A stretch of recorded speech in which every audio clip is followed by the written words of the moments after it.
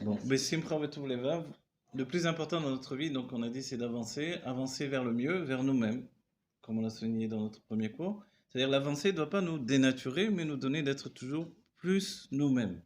Et on ne doit pas avoir peur parce que la Torah n'est pas basée sur une transformation de l'individu, mais une découverte de l'individu, par l'épanouissement. Et c'est pour ça que toutes les idées préconçues de la Torah sont fausses, y compris l'idée d'une Torah que l'on porte dans une image orthodoxe. C'est-à-dire, dans notre époque, il y a eu pas mal de feuilletons, de films, de livres pour dire les orthodoxes, voilà, ils sont malheureux, ils sont fermés, ils sont traqués, ils sont, je sais plus quoi, surtout les femmes, etc. Mais excusez-moi, on n'a pas fait des livres, des films pour dire comment ils étaient heureux. Parce que s'il y a eu un, deux, trois malheureux, ou quatre, ou je ne sais pas combien, même disons 20 ou 100, mais combien de milliards sont heureux et vivent bien?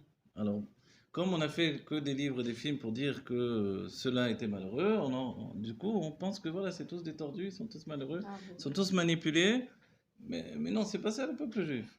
Et du coup, les rabbins, c'est des dangers publics. Non, mais tout le monde est danger public. Tout le monde. Hmm. Tous, chacun d'entre nous, on ne doit pas croire. On dit un homme ne doit pas croire à lui jusqu'au jour Et c'est de pas sa quelque mort. Ouais. chose que vous pouvez expliquer aux gens qui n'étudient pas. C'est exactement pas quelque chose parce que, a priori, ils ne connaissent pas.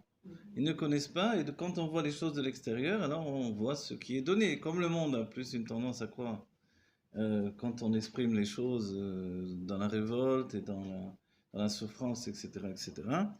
Et si quelqu'un va faire un film pour montrer le bonheur de cette vie-là, hein, ça va intéresser personne forcément. Mais voilà, la réalité, elle est que quand on va à Mea Sharim, j'ai pas vu que les gens étaient malheureux. Quand on va à Kiryat Sant, j'ai pas vu qu'ils étaient malheureux. Au contraire, ils vivent très bien. Ils ont moins de problèmes de conscience que ceux qui vivent en dehors de Torah et Mitzvot, parce qu'ils ont moins de choix finalement à faire dans leur vie. Tout est orchestré, tout est arrangé, C'est tout vrai. est facilité. Et on les aide à avoir des appartements, on les aide à mieux vivre, on les aide à s'en sortir dans la parnassa. Il y a une vie de groupe, une vie familiale géante qui fait qu'il y a toujours des événements. Et cette idée-là, elle Bon, vient ça, du Baal c'est le Shem Tov. côté Voilà. positif, C'est le mais il y a côté positif, oui. il y a l'autre côté aussi. Le côté négatif, c'est pas forcé. C'est-à-dire que s'il y a eu quelques cas, quelques sectes ou quelques endroits où c'était Ouais, tordu, ouais. ça veut pas dire que les chassidiyot sont comme ça, c'est faux. Oui. Ah ouais. Mais n'oublions pas, le peuple juif, c'est je choisis ce que je veux être. Si demain, moi j'ai connu des gens, ils étaient un jour Breslev, le lendemain ils étaient Chabad, après il était Merkaz Arav, après il était c'est-à-dire le judaïsme, finalement, on choisit ce qu'on veut être. Donc, et chacun fera son choix par rapport à son âme. Et quand les gens choisissent d'être ci ou ça, on va dire, oui, mais toi tu es né d'une famille sfarade, tu dois être sfarade. Oui, mais quand j'ai reçu aucune tradition dans la famille, alors je ne peux pas dire que j'ai eu un héritage. Donc je cherche à devenir, à exprimer mon judaïsme différemment, etc. Vous voyez? Mais là-dedans, il y a un travail personnel de notre génération.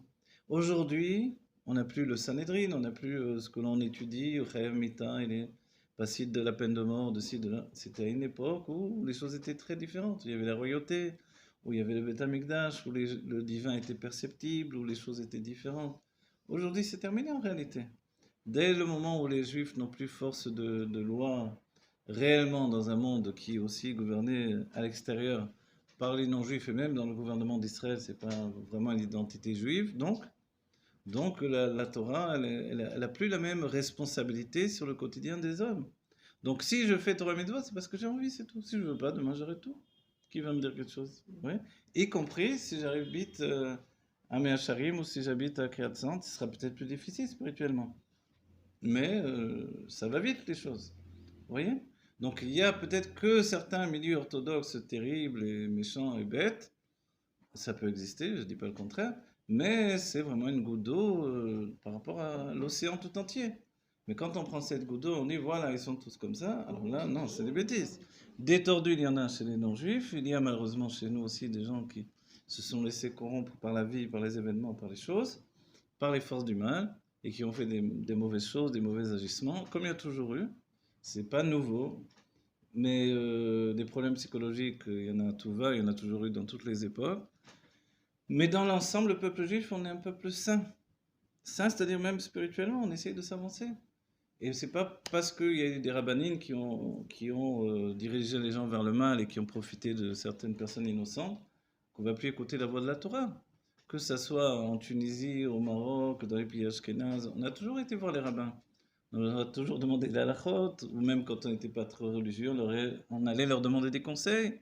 Et c'était comme ça depuis tous les temps, parce que nous avons un judaïsme qui est aussi rabbinique, c'est comme ça. La Torah elle-même a été écrite par un rabbin qui s'appelait Moshe Rabbeinu. Elle n'a pas été écrite par Dieu. Dieu n'a écrit aucune Torah. Alors, donc en fait, si on rejette les rabbins, on rejette Moshe Rabbeinu également. Donc après, maintenant, il ne tient qu'à ce rabbin d'être honnête ou d'être corrompu.